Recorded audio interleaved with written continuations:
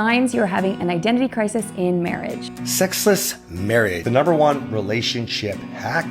Answer the question, the impact that impacts trust. Getting your partner on board. Signs you're having an identity crisis in marriage. Welcome to the Morrow Marriage Podcast, guys, where we're going to keep it real and you're not going to like everything we have to say. And one of those things...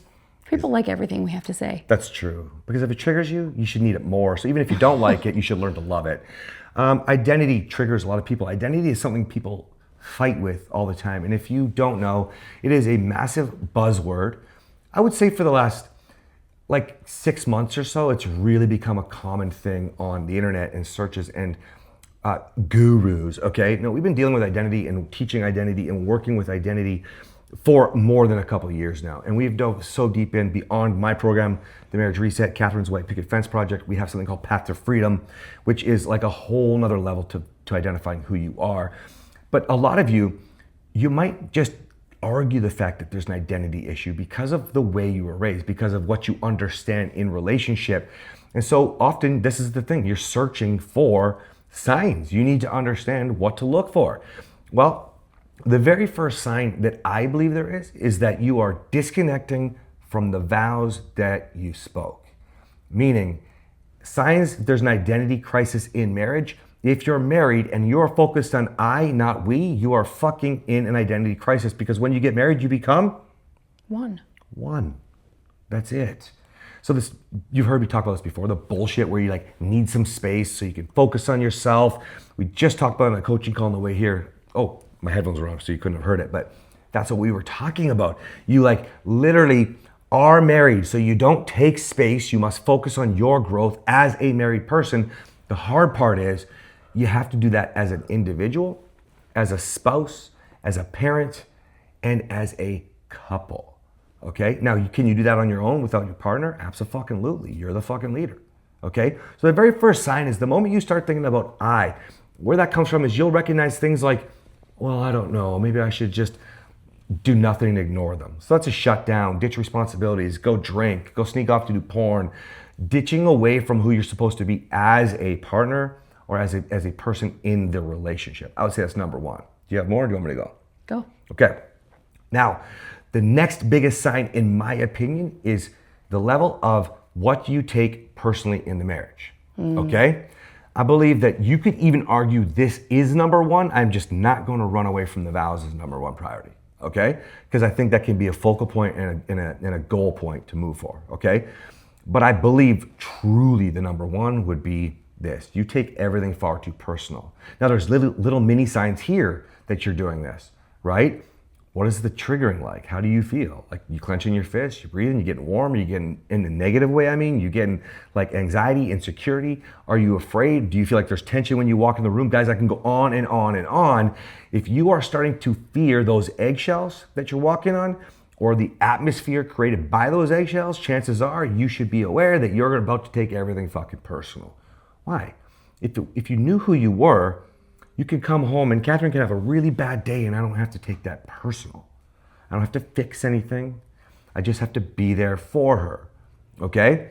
Also, if I do something that does hurt Kathryn, okay? So not the assumption, oh my God, I did something to fucking piss her off, but I did something that hurt Kathryn.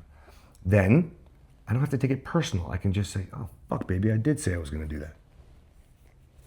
That must suck. That's You've been a waiting repair. for a long... Back to that apology thing I talked about. In the last episode. So that was a repair. Oh, I did say that. He doesn't need to say, I'm sorry, I didn't do it. It was just a forgetful thing probably. Evaluating the words, are they in alignment with your actions? Determining if you need to apologize, make a repair, validate, show compassion. Good example. Yeah, thank you. So the reality is we can't do that. So you can look for other signs to back up that you have a problem with who you are, because who you are, the actions and words aligning like from last episode, well, I might make a mistake. It's not very common that I'm gonna say to Kathryn, oh shit, I forgot, but I would say common enough if I'm striving for perfection. If I say I want to do something and I'm going to do something, then I want those words to align with the fact that it got done, the action, okay? It doesn't mean we're not human people, okay? So I want to be, that is who I am, somebody who follows through, okay? So ideally, words and actions align, okay? However, let's just say that it doesn't happen. I don't have to take it personal if I make a mistake. She can be very angry. It could have been the most important thing in the world, okay? But that doesn't mean that I'm an asshole just because I said I was gonna do something and didn't do it. Keep in mind, consistency though, on a whole, I'm going to follow through, okay? So that being said, if you're taking it personal because Excuse me. they're having, you're still so sick. I know. They're having a bad day. It is about you. You made the mistake. Let's say you said the thing, you didn't do the thing, whatever it was, okay? Hold on, pause. If I can get that upset though, because of something that he or did or did not do, who's the one confusing their identity? Oh, I love that. Let's dig into that in a second, Okay. okay? So, but you know that you're allowed to be, especially for those of you, gosh, so many of you just hate who you've been. So many of you hate the person who said the things, who did the things, who betrayed the spouse, who betrayed themselves. So many of you hate the fact that you were lazy, that you're abusive, that is not who you are. You can become someone new. And so the moment you start taking it personal, it's because you hate that feeling. And you know because you're defensive. You know because you score keep. You know because you have expectations. Like that covert contract thing, I'm pretty sure I talked to you guys about it just in case I didn't. I wrote something on covert contracts, and like the biggest one we have is if Kathryn hurts me, I would say, you're supposed to make me feel better. That is not true. That is not me. And she's not supposed to be able to hurt me that way. It can be a painful thing that she does towards me. That doesn't define who I am. And if I can handle that part of my identity, then I'm not taking it personal and I can do the next steps. I can continue to grow. Okay, also continue to lead Kathryn. And by the way, go off of that example, that was great. You want me to? Yeah, elaborate please. I don't even know if I can elaborate, but my thought is, he was talking about his identity when he makes a mistake and not needing to be perfect and meet the consistency. But if I am having the worst day and I'm in the worst mood based on something that he did or did not do, I'm the one that's losing sight of who I am. Because if I can be thrown off track by one thing, even if it is the most important thing in the world, how come I can lose my whole composure, but possibly my integrity, and have the worst day because of something that was not even within my control? Oh gosh, I love where you went with this because guys, if you just think about how I just said, you are not like I talked to a man yesterday, he's just like almost in tears every time I talk to him because he's an extreme narcissist and he's doing so well on a whole, okay? But you don't just manage this overnight, okay? No matter how aware you are, because you're unaware in the realities when the things are happening, okay? The situations. You start to feel that guilt and shame you're talking about. Well, go back to what Kathryn just said. If you can't stand in the person that you're supposed to be, who's the one losing their identity? She mentioned integrity. Let's just say it's not just the one thing that puts you in a bad mood. It's a stack of all these things. It is the 10 years that we're talking about, okay? So wait, you're happy with your quote unquote identity as person who blames, who victimizes themselves, who says mean things, nasty things, who tries to be vindictive, who tries to punch, who tries to fucking stop and drink, who tries to like justify all the bullshit, ditch on the kids.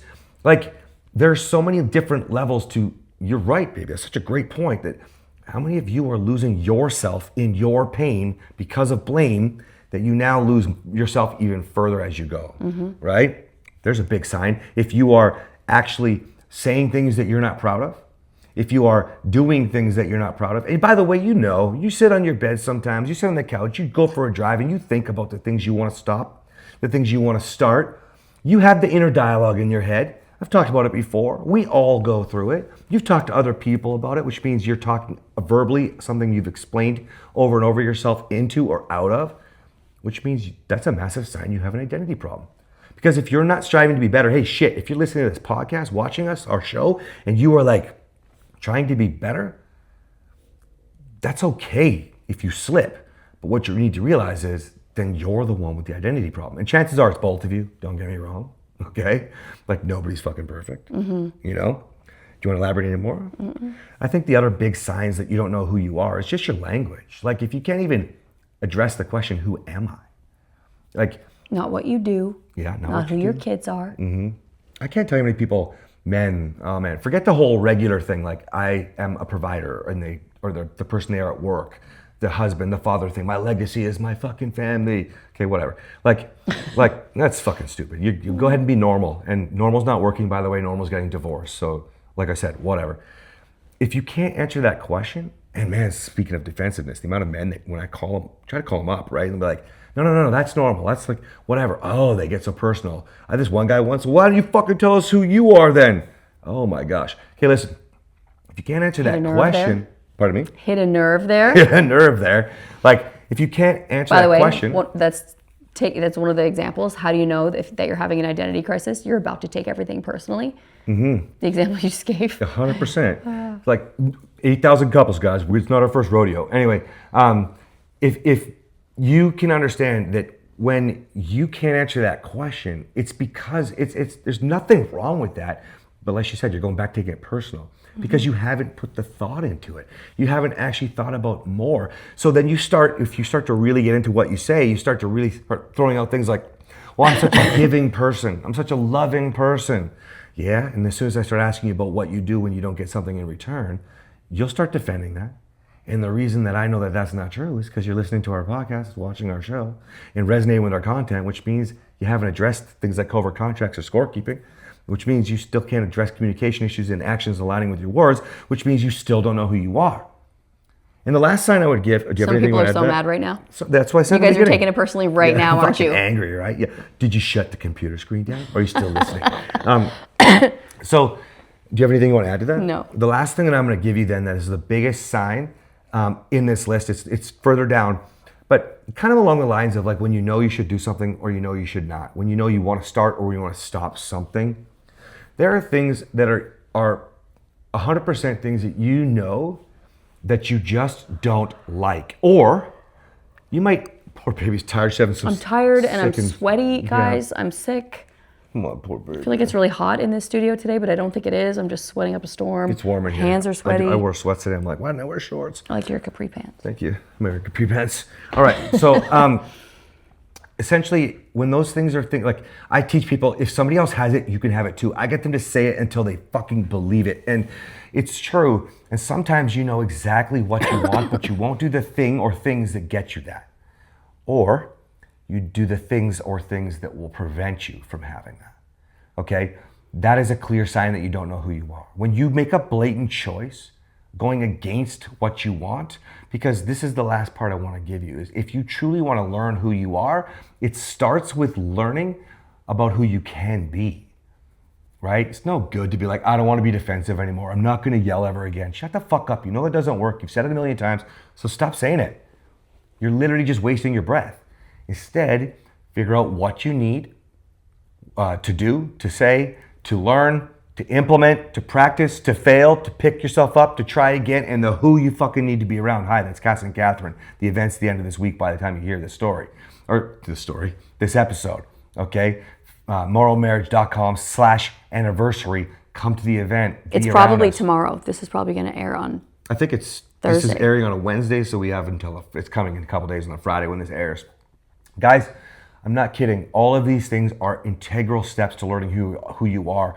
And this is the last thing I want to leave with you, okay? It's not a sign, but why it's so important. If you really truly understand who you want to be, learn who you are and what the gap is in between, you can bridge the gap and you can lead your partner. Talked about leadership a few episodes ago. If you don't lead your partner, you are going to follow them down the shithole.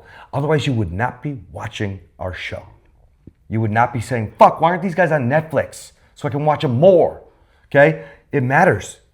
You must. If you want to be a leader, then you're going to have to be the leader. And that means you need to know who you are. Because if we talked about this on the call today, Dennis said, you don't just get to say, I'm a leader. Like, because if I turn around and nobody's there. That's my thing. You're not a leader if nobody's following you. Yeah, seriously. Who you leading? It's like when I say smart people, we don't have to talk about being smart. We just fucking are. You know, like fucking. Anyways, guys, we'll see you next time. Bye.